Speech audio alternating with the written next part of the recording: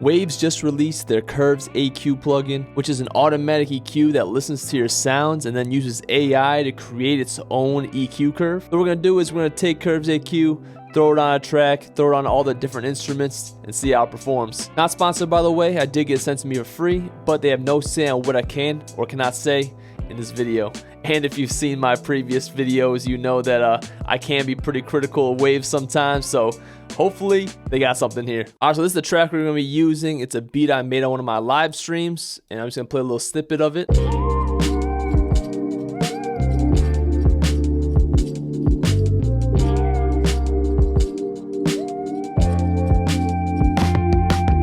So what we're going to do is we're going to put Curves AQ on all these instruments. Maybe not every single thing, but definitely the keys, the bass, the guitar, the vocals, and the drums. So we're going to see what it sounds like on each individual channel, and then we're going to see what the mix sounds like with all the Curves AQs versus without any. So let's start with the drums because, you know, when I go to mix a beat or a track, I almost always start with the drums. And for this, we're going to put it on the drum bus, only because for all the other ones, we're going to do individual instruments.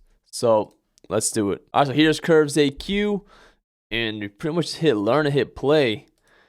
But you can also choose what this is, but I'd rather see if it can detect it. So let's hit learn.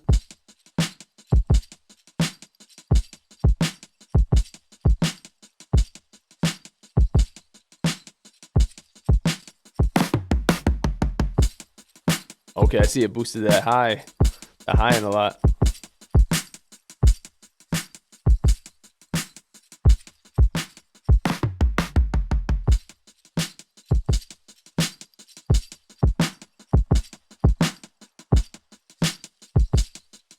I think I like this one the best. So essentially it gives you 5 different curves, 3 suggested ones, and 2 alternative ones. Let's hear how this sounds before and after.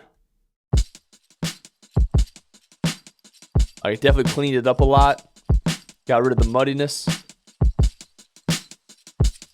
Brightened it up. I think I'm gonna bring this down. So you can use this knob right here to, you know, lower it, lower the effect, to blend it in a little better.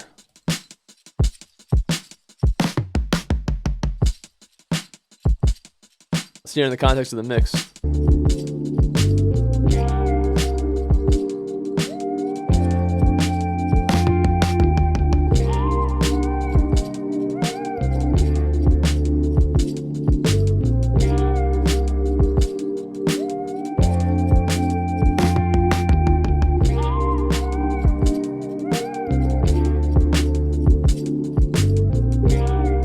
Bright for me.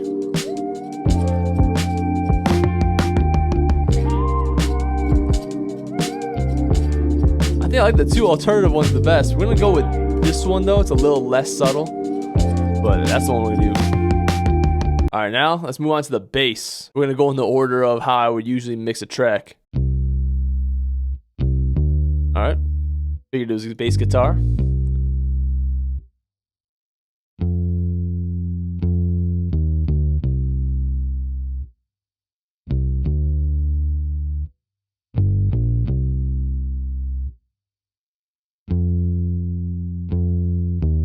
Same with the drums, definitely cleaned it up a little bit. One I'm gonna bring down a little bit.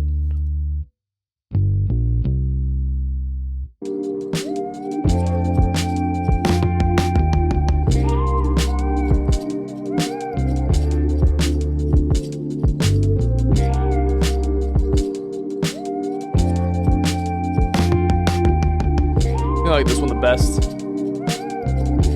As you can hear, with it on, definitely cuts through the mix a little better.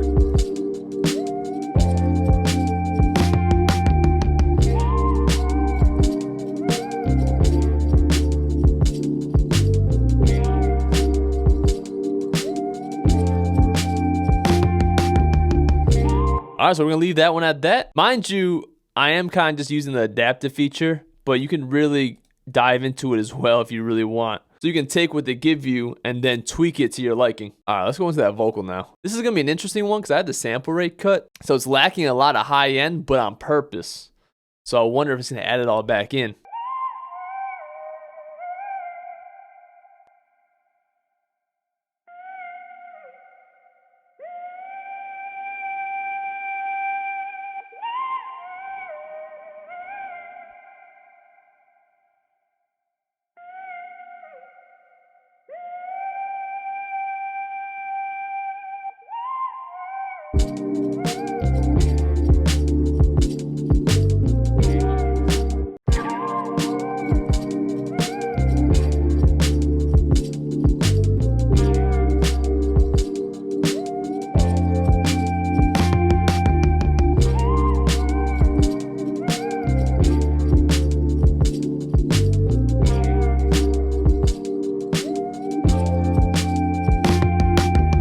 Kind of does add like a nice little bit of clarity by cleaning up the low mids without adding a bunch of harsh high end, which I thought it was going to do because, you know, normally a female vocal will have a good amount of high end. Now let's move on to these keys.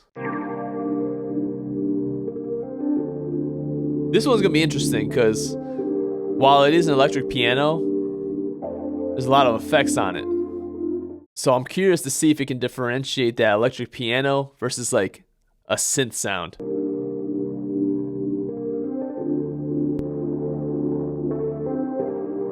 Called it.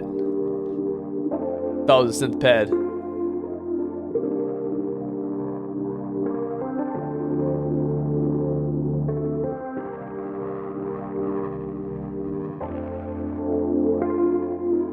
This might be the first one I'm not really a big fan of. Let's see if it changes if I change the electric piano. Alright, it does change the curve slightly. Let's relearn it as electric piano.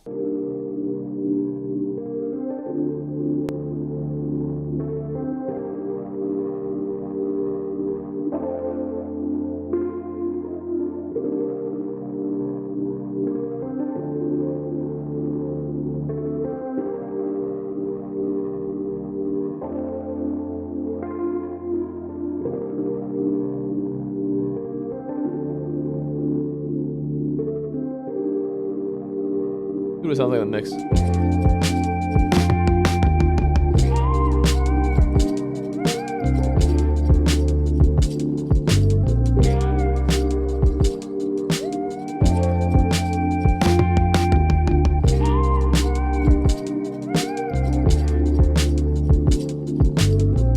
Doesn't sound as bad in the mix, but solo wasn't a huge fan, but then again, no mix is going to be in solo, so we'll see how it turns out. I still think I kind of like it better without it, but for the sake of the video, we're going to leave it in. And finally, let's get this guitar. Definitely cut out a bunch of the low mids on this. Exactly.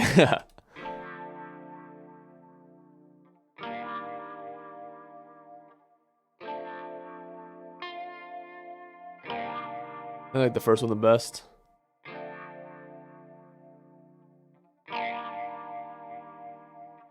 This one's subtle, but I do like it. Let's see what it sounds like all the way up.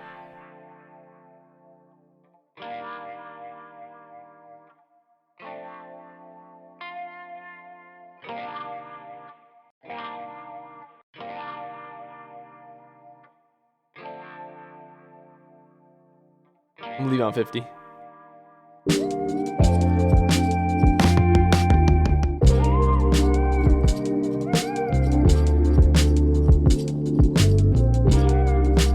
Honestly, I feel like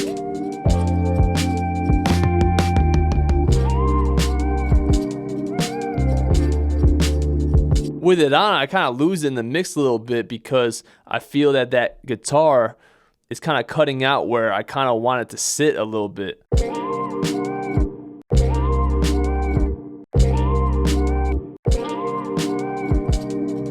Oh, it's tough. It's tough because I do like how clear it sounds, but I don't like that it loses some of that body. Also, keep in mind, everyone's ear is different. I'm sure a lot of people prefer it to be more clean than that body, while I prefer that like low end body. But again, we're gonna leave it on. All right, so real quick, let's turn off all the curves AQs and let's compare how it sounds before and after.